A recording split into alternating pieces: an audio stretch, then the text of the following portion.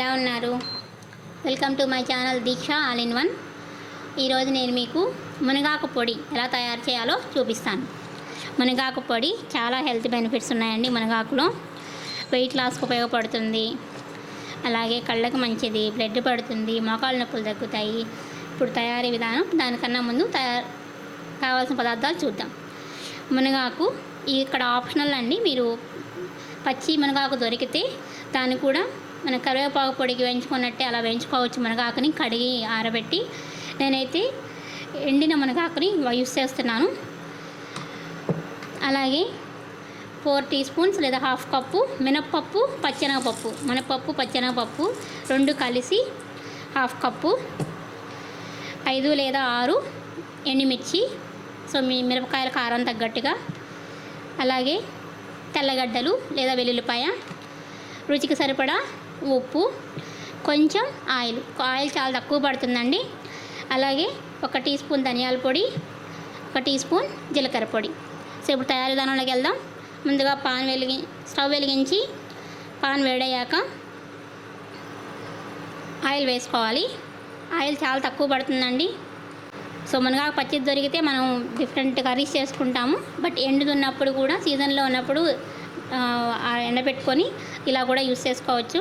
Pan వేడయ్యాక ఈ పచ్చెనగపప్పు, మినప్పప్పు ఇవి ఉన్నాయి కదండి, ఇవి కొంచెం వేయించుకోవాలి. మాడిపోకుండా స్టవ్ని కొంచెం ఫ్లేమ్ తగ్గించుకొని మీడియం ఫ్లేమ్లో పెట్టి వీటిని వేయించుకోవాలి.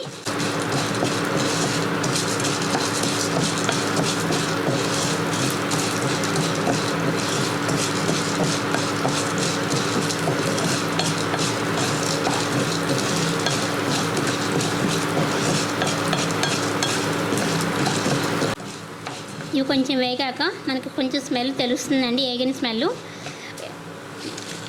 ఒలిచి ముక్కలు చేసి పెట్టుకున్న ఎండుమిర్చి. సో ముక్కలు చేస్తే మనకి మిక్సీలో పట్టేటప్పుడు బాగా మెదుగుతుంది త్వరగా.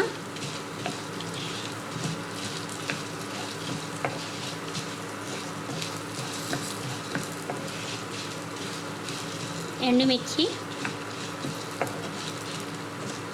మాడిపోకుండా సిమ్లో పెట్టుకొని వేయించుకోవాలి. అలాగే ఇవి వేగుతున్నాయినప్పుడు 1 టీ స్పూన్ ధనియాల పొడి,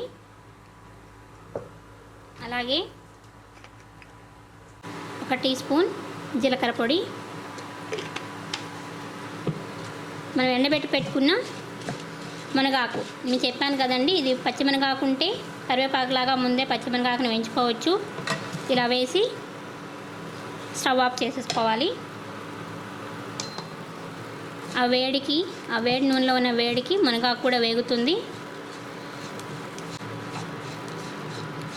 స్మెల్ చాలా బాగా వస్తుందండి వేగే టైంలో. మునగాకు ఆయిల్లో వేగుతుంది కదా కొంచెం.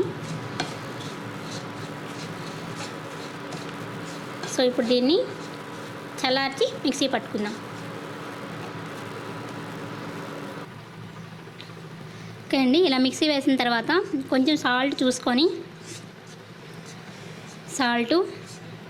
అలాగే తెల్లగడ్డలు వలవక్కర్లేదండి, మామూలుగా వేసినా సరిపోతుంది. వీటిని ఒకసారి వేసి మిక్సీ పట్టుకుందాం. ఓకే అండి, ఇలా మిక్సీ పట్టిన తర్వాత సర్వింగ్ బౌల్లో తీసుకుందాం. అంతే అండి, టేస్టీ మునగాకు పొడి రెడీ. చాలా టేస్టీగా ఉంటుంది. ఇది కూడా ఇడ్లీలోకి కానీ అన్నంలోకి కానీ వేడివేడి అన్నంలోకి నెయ్యి వేసుకుందైనా బాగుంటుంది. ఒకసారి మీరు ట్రై చేయండి, ఎలా వచ్చిందో కామెంట్ సెక్షన్లో చెప్పండి. మా వీడియోలు నచ్చినట్లయితే please share, like and subscribe my channel Deeksha all in one. Thank you.